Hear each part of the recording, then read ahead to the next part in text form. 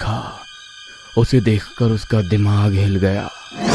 उसने देखा कि ट्रेन की पटरी के बीचों बीच कुछ लोग खड़े हैं। उन सबके हाथों में धारदार हथियार थे। यही नहीं, उनमें से 2 लोगों के हाथ में तो कटे हुए सिर भी थे।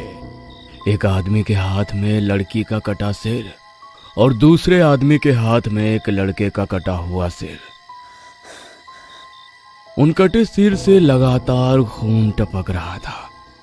वो सारे लोग आलोक को घोर घोर कर देख रहे थे। उन्हें देखकर आलोक के मुंह से चीख निकल गई और वो वहां से भागा। भागते भागते वो पूछताछ केंद्र पर पहुंचा और हाँफते हुए उसने पूछताछ केंद्र में बैठे स्टाफ से कहा, सर वो पटरी पर कई भयानक लोग खड़े हैं। उनके हाथ में कटे हुए सिर हैं। आप रेलवे पुलिस को इन्फॉर्म करिए। उसकी बातों को सुनकर पूछताछ केंद्र वाले स्टाफ ने उसे घूर कर देखा और लगभग चिल्लाते हुए उससे बोला, क्या प्रॉब्लम है जी आपकी? क्यों आप बार बार हमें डिस्टर्ब कर रहे हैं? ये क्या कटा हुआ सिर जैसी फालतू कहानी बना रहे हो? मैंने बोला ना कि ट्रेन की सूचना मिलेगी तो अनाउंसमेंट कर दूंगा। पर सर अभी तो आपने अनाउंसमेंट की ना। भांग खाए हो क्या भाई, या गांजा फूका है? ट्रेन आने की सूचना होगी तभी तो अनाउंसमेंट होगी। अभी ट्रेन की कोई खबर नहीं है तो फिर कहां से तुमने अनाउंसमेंट सुन ली? चलो जाओ यहाँ से, मेरा दिमाग मत चाटो। आलोक को कुछ भी समझ नहीं आ रहा था कि आखिर उसने ट्रेन की अनाउंसमेंट कैसे सुन ली और उसने ट्रेन की पटरी पर किसे देखा। उसका दिल जोर जोर से धड़क रहा था। उसे बहुत ही डर लग रहा था। वो किसी तरह अपने डर पर काबू करके पूछताछ केंद्र से थोड़ी दूर पर लगी एक बड़ी सी टेबल पर बैठ गया। उसकी आंखों के आगे अभी भी वो दोनों चेहरे बार बार घूम रहे थे। वो चाह रहा था कि उन चेहरों से वो अपना पीछा छुड़ाए, लेकिन ये संभव नहीं हो पा रहा था।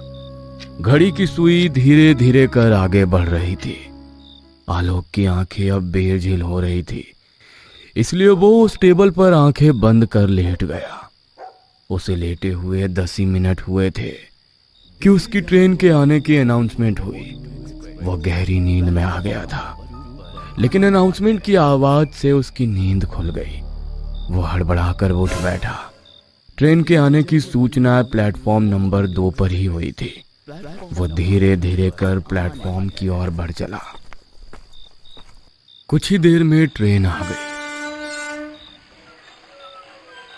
उसका रिजर्वेशन A1 बोगी में था। वो अपनी कोच में चढ़ गया। वो अपनी सीट पर जाकर बैठ गया। 1 मिनट बाद ट्रेन ने गति पकड़ ली और फुल स्पीड से मंजिल की ओर बढ़ने लगी। आलोक ने देखा कि उसके आसपास के सारे मुसाफिर गहरी नींद में कंबल और चादर ओढ़े हुए सोए हैं।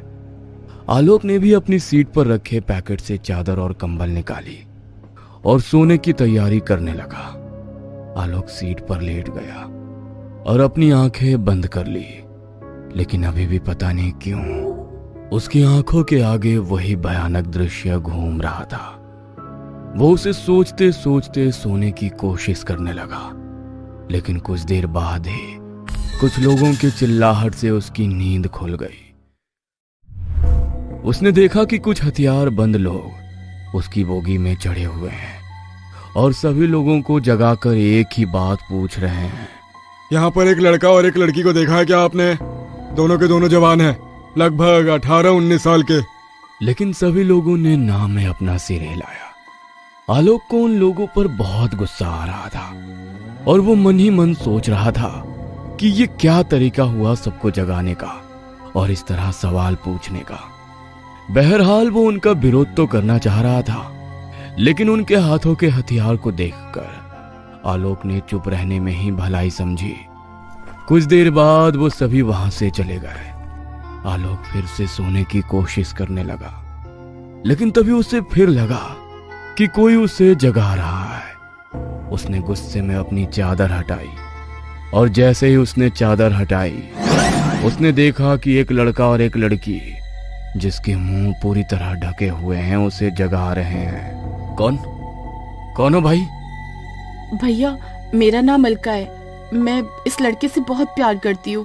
इसका नाम सूरज है भैया, पर हमारे प्यार को कोई स्वीकार नहीं कर रहा है। पूरा गांव हमारी जान का दुश्मन बन गया है। क्यों? अरे क्या हो गया? तुम हमको इस समय यहाँ काहे बुलाई हो? सब गड़बड़ हो गया है सूरज। पता नहीं पिताजी को कैसे हमारे संबंध के बारे में पता लग गया है। हमको तो बहुत डर लग रहा है। डर? अरे प्यार किया तो डरना क्या? हम अपने लिए नहीं डर रहे हैं सूरज, हमको तुम्हारी फिक्र है। अरे जब तक मेरे हाथ में तुम्हारा हाथ है हमको कुछ भी नहीं हो सकता है। हम हर दीवार गिरा देंगे, जात की पात की सब दीवार। बस तुम हमारा हाथ कभी मत छोड़ना। भैया मैं नीची जात का हूँ और अलका बहुत ही ऊंची जात की है। ये बात गांव वालों को पच नहीं रही है। भैया हम दोनों ने छिपकर शादी भी कर ली है, पर पता नहीं गांव वालों को ये सब कुछ कैसे पता लग गया। अच्छा, तो कुछ देर पहले हाथों में हथियार लेकर जो लोग आए थे वो तुम लोगों के गांव के थे? हाँ भैया। देखो भाई, आजकल दुनिया बहुत एडवांस हो गई है। तुम लोगों को एक साथ रहने से कोई नहीं रोक सकता। तुम लोग पुलिस की मदद क्यों नहीं लेते? पुलिस? क्या भैया, यहाँ पर पुलिस, कानून, अदालत सब कुछ अलका के पिता और उनका परिवार है। हमारी मदद कोई नहीं कर सकता। ऐसे कैसे नहीं कर सकता? मैं करूंगा तुम्हारी मदद। बताओ मुझे क्या करना होगा? उसके बाद अलका ने आलोक से बोला कि मेरे गांव के कई लोग हमें मारने के लिए ढूंढ रहे हैं। आप किसी तरह हमको उनसे बचा लीजिए। आलोक उनकी बातों को गौर से सुन रहा था और सोच रहा था कि कैसे उनकी मदद की जाए। तभी एक बार फिर से वही लोग वहां आ पहुंचे और उन्होंने उस लड़की और लड़के को देखा। वे तुरंत ही उन्हें पहचान गए। उस भीड़ में अलका के पिता भी थे। गांव वालों, ये देखो, ये दोनों पापी यहाँ है। यहाँ इस आदमी से ये मदद मांग रहे हैं। देर मत करो, मार दो इन्हें। छोटी जात वाले बड़ी जात के पैरों की जूती होते हैं। उनसे शादी नहीं की जाती, उन्हें कुत्ता बनाकर रखा जाता है। इस लड़के ने हमारी बेटी को अपवित्र कर दिया है। इन दोनों को मार दो। अलका के पिता के ऐसा कहने पर सभी लोगों का गुस्सा भड़क उठा। सभी ने उनके गले पर हथियार टिका दिए। आलोक ने जब ये देखा, अरे अरे, ये क्या कर रहे हैं आप लोग? पागल हो गए हैं क्या? मैं अभी पुलिस को बुलाता हूँ। आलोक की इस बात पर सभी लोग जोर जोर से हंसने लगे। उसी समय ना जाने ऐसा क्या हुआ कि एक बड़ा सा पत्थर एसी बोगी के शीशे से टकराया और तेज हवा का झोंका अंदर आया और उस हवा के झोंके से उस लड़के और लड़की के चेहरे पर लगा कपड़ा हट गया और जैसे ही वो कपड़ा हटा उनका चेहरा आलोक के सामने आ गया।